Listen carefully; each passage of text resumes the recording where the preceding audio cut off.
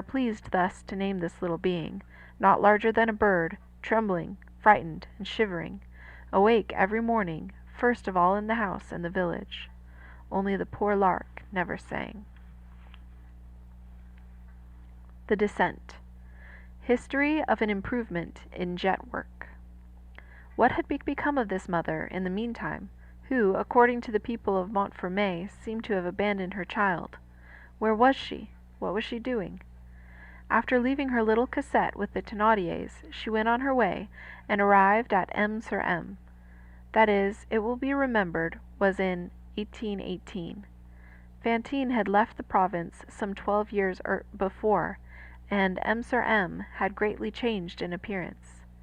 While Fantine had been slowly sinking deeper and deeper into misery, her native village had been prosperous. Within about 2 years there had been accomplished there one of the most industrial changes, which are the great events of small communities. From time immemorial, the special occupation of the inhabitants of M-sur-M had been the imitation of English jets and German black glass trinkets. The business had always been dull in consequence of the high price of the raw material, which reacted upon the manufacture. At the time of Fantine's return to M-sur-M, an entire transformation had been effected in the production of these black goods. Towards the end of the year 1815, an unknown man had established himself in the city, and had conceived the idea of substituting gumlac for resin in the manufacture, and for bracelets in particular. He made the clasps by simply bending the ends of the metal together instead of soldering them. This very slight change had worked a revolution. This very slight change had in fact reduced the price of the raw material enormously, and this had rendered it possible, first, to raise the wages of the laborer, a benefit to the country; secondly, to improve the quality of the goods, an advantage to the customer; and thirdly, to sell them at lower price, even while making 3 times the profit, a gain for the manufacturer. Thus we have 3 results from one idea. In less than 3 years the inventor of this process had become rich, which was well,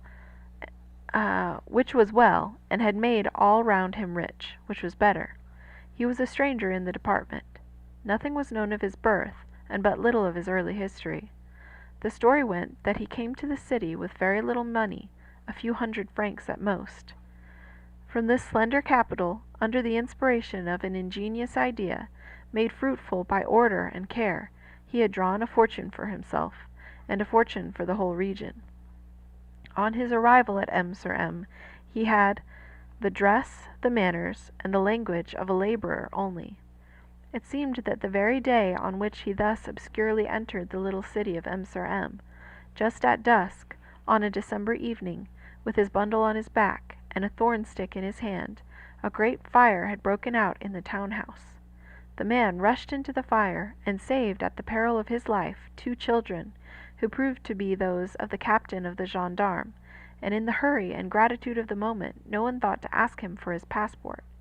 He was known from that time by the name of Father Madeleine. He was a man of about 50, who always appeared to be preoccupied in his mind, and who was good-natured. This was all that could be said about him. Father Madeleine employed everybody. He had only one condition: be an honest man, be an honest woman. As we have said, in the midst of this activity, of which he was the cause and the pivot, Father Madeleine had made his fortune, but, very strangely for a mere man of business, that did not appear to be his principal care. It seemed that he thought much for others, and little for himself. In 1820 it was known that he had 630,000 francs standing to his credit in the banking house at Laffitte. But before setting aside his 630,000 francs for himself, he had expended more than 1,000,000 for the city and for the poor. At first, when he began to attract the public attention, the good people said, "This is a fellow who wishes to get rich." When they saw him enrich the country before he enriched himself, the same good people said, "This man is ambitious." This seemed the more probable, since he was religious and observed the forms of the church to a certain extent. a thing which much approved of in those days. He went regularly to hear Mass every Sunday.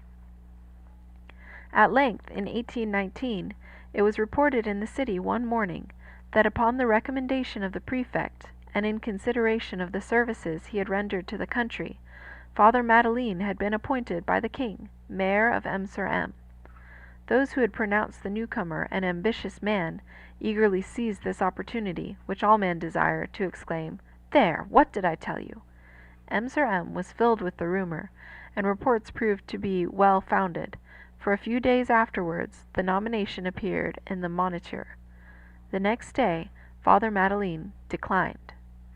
In the same year, 1819, the results of the new process invented by Madeleine had a place in the Industrial Exhibition, and upon the report of the jury the king named the inventor a Chevalier of the Legion of Honor. There was a new rumor for the little city. Well, it was the cross of the Legion of Honor that he wanted. Father Madeleine declined the cross. Decidedly this man was an enigma, and good people gave up the field, saying, "After all, he is a sort of adventurer."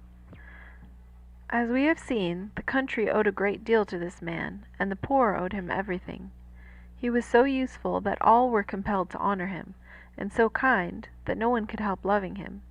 His workmen in particular adored him, and he received their adoration with a sort of melancholy gravity. After he became rich, those who constituted society bowed to him as they met, and in the city he began to be called Monsieur Madeleine. But his workmen and the children continued to call him Father Madeleine, and at that name his face always wore a smile. As his wealth increased, invitations rained in on him. Society claimed him. The little exclusive parlors of M, which were carefully guarded, and in earlier days, of course, had been closed to the artisan, opened wide their doors to the millionaire. 1,000 advances were made to him, but he refused them all. And again the gossips were at no loss. He is an ignorant man, and of poor education. No one knows where he came from. He does not know how to conduct himself in good society, and it is by no means certain that he knows how to read. When they saw him making money, they said, "He is a merchant." When they saw the way in which he scattered his money, they said, "He is ambitious."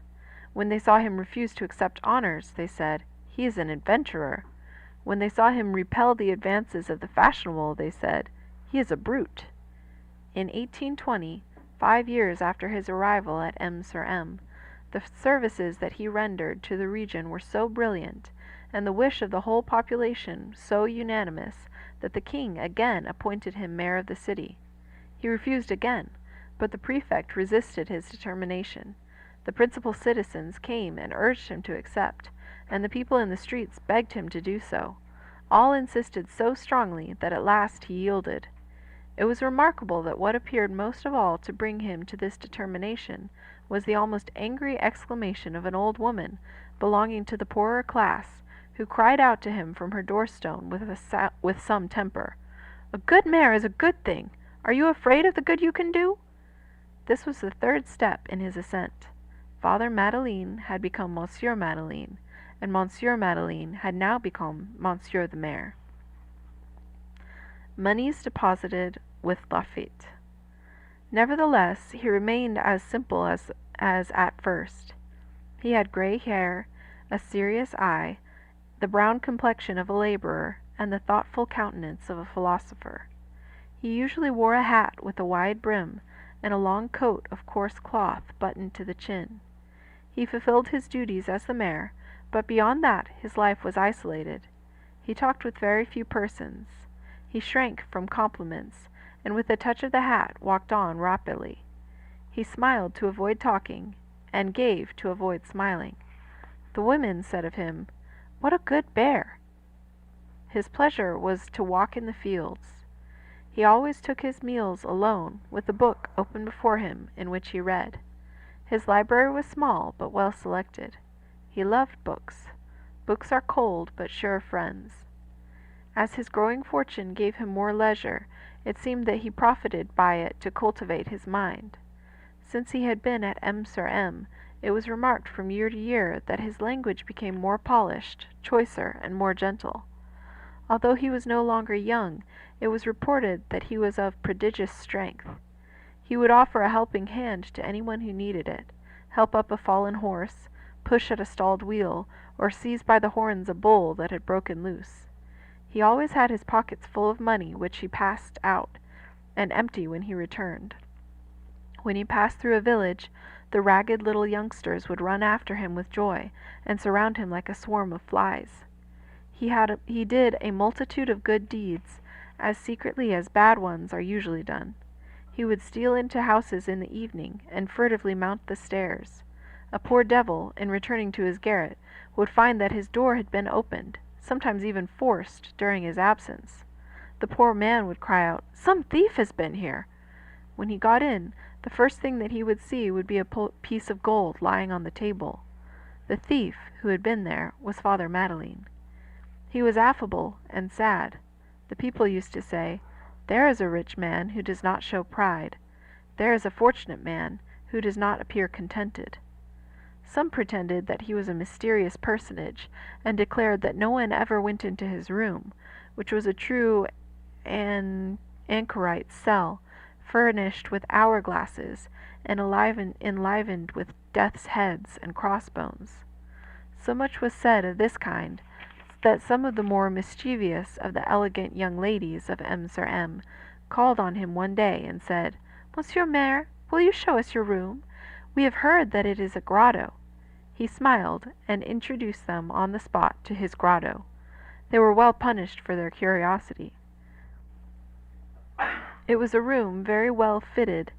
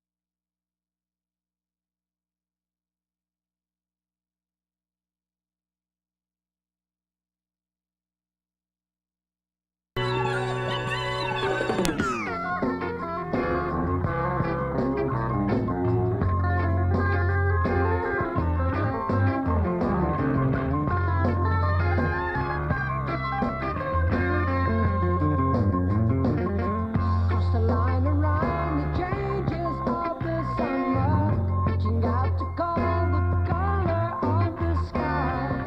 Surround a moment, clothed in mornings faster than we see. Getting over all the time I had to worry, leaving all the changes far from far behind. We relieve the tension only to find out the master's name. Down at the end, round by the corner,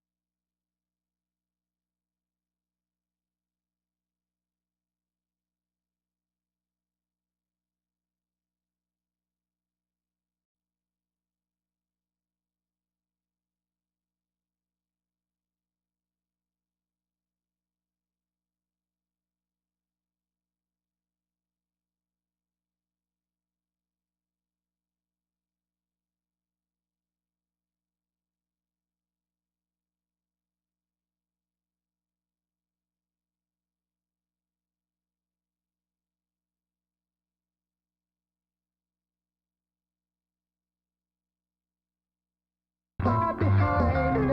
We relieve the tension only to find out the master's name. Down at the end, round by the corner. Go. Nobody ever knew. It is known simply that on that very night, the stage driver, who drove at that time on the Grenoble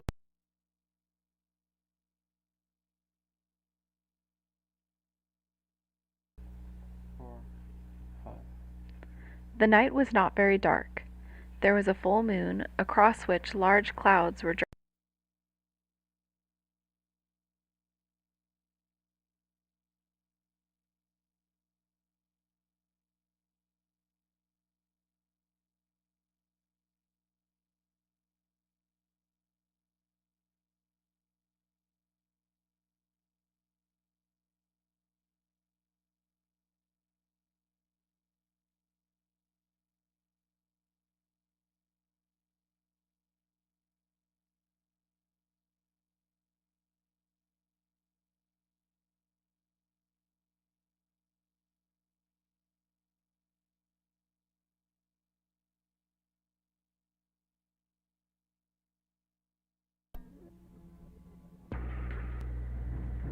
The Fall.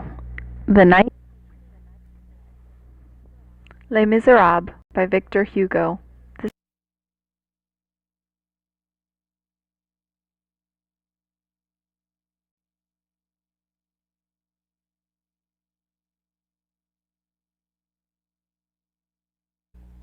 Victor Hugo. The night was not very dark. There was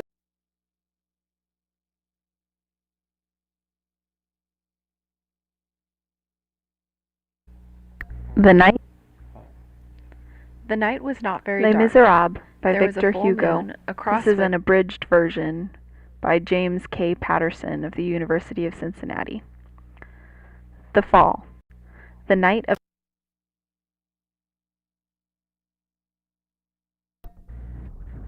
The Fall. The night. Les Miserables by Victor Hugo. This is an abridged version by James K. Patterson of the University of Cincinnati. The Fall. The night of a day's tramp. An hour before sunset, on the evening of a day in the beginning of October 1815, a man traveling afoot entered the town of D. The few persons who at this time were at their windows or their doors regarded this traveler with a sort of distrust. It would have been hard to find a passerby more wretched in appearance. He was a man of middle height, stout and hardy in the strength of maturity. He might have been 46 or 7. A slouch